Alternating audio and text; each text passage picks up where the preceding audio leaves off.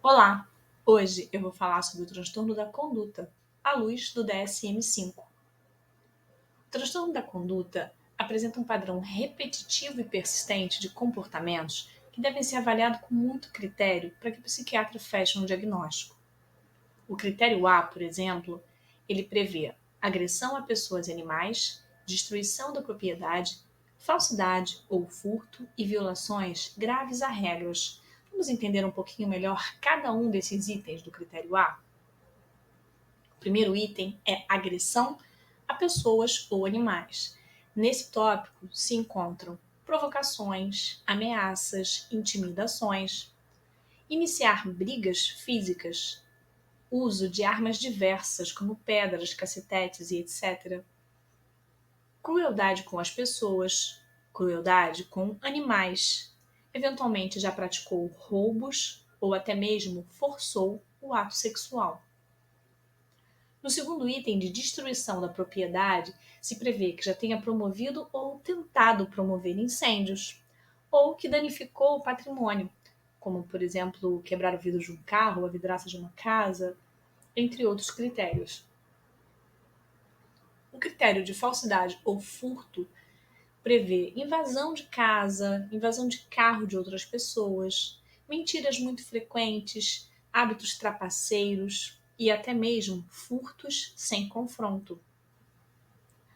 No critério de violações graves de regras, temos ausência sem a autorização dos pais, isso ocorrendo antes dos 13 anos de idade, fugir de casa ou do abrigo em que está morando e faltar aulas sem consentimento também antes dos 13 anos de idade. Existem outros critérios. Um importante é que o transtorno de conduta causa prejuízo no funcionamento social, acadêmico e também profissional. Além disso, os critérios de transtorno de ansiedade antissocial não são preenchidos, claro, quando se está tratando de pessoas com mais de 18 anos. Quando o psiquiatra fecha um diagnóstico de transtorno de conduta, ele tem que indicar qual o subtipo. E existem 3 subtipos possíveis. O primeiro é aquele de início na infância, ou seja, já apresentava um sintoma antes dos 10 anos de idade. O segundo subtipo é aquele de início na adolescência, ou seja, sem sintomas antes dos 10 anos. E o terceiro é quando o início não está especificado, pois não se sabe quando os comportamentos começaram a aparecer. Além disso, uma especificação é necessária nesse diagnóstico, e essa especificação está relacionada com emoções pró-sociais bastante limitadas. E aí existem 4 pilares a ser considerados. O primeiro é a ausência de remorso ou culpa. O segundo é a insensibilidade, que reporta uma grande falta de empatia.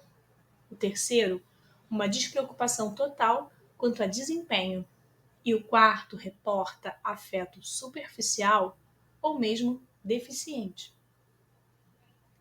É importante atentar também que esses pacientes consideram as outras pessoas muito mais hostis e ameaçadoras do que elas realmente são.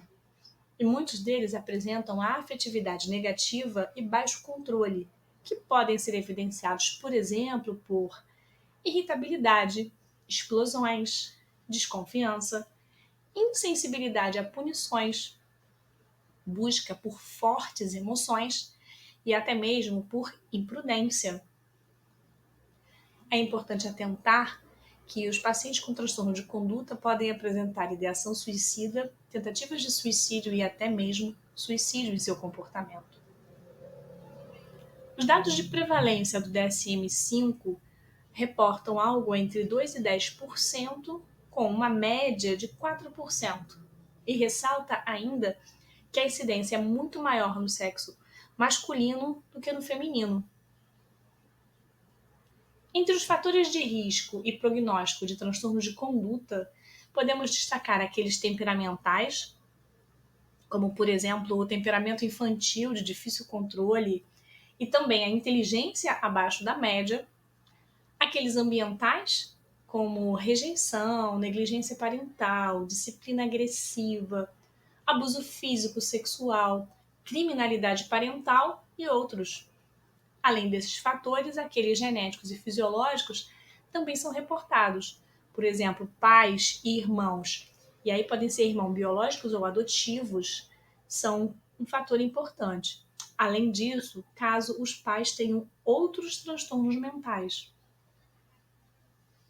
Cabe ressaltar ainda que existem diferenças comportamentais entre meninos e meninas.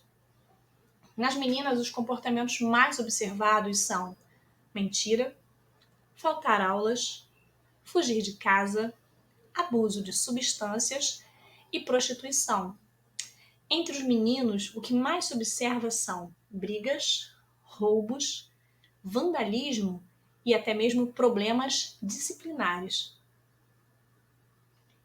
Com relação às consequências funcionais, a gente pode destacar principalmente suspensão e expulsão escolar, problemas legais devido aos roubos e furtos, problemas no trabalho, isso quando eles conseguem se adequar a algum local de trabalho, infecções sexualmente transmissíveis pela promiscuidade, que pode beirar a prostituição, da mesma forma, gravidez não planejada por esse comportamento promíscuo, e, claro, estão expostos a diversos tipos de lesões físicas. O transtorno de conduta pode apresentar diversos tipos de comorbidades. As mais importantes são TDAH, TOD, transtorno de ansiedade, transtorno de depressão maior, transtorno da bipolaridade e o abuso de substâncias. Esse é um transtorno extremamente complexo, que pode ter uma progressão muito grave e que exige tratamento especializado e cuidados desde muito cedo para garantir uma reabilitação e a melhoria na qualidade de vida e na saúde mental desses pacientes. Por hoje é isso. Gostou do vídeo? Curte, inscreva-se no canal e acompanhe a gente diariamente. Um forte abraço e até breve!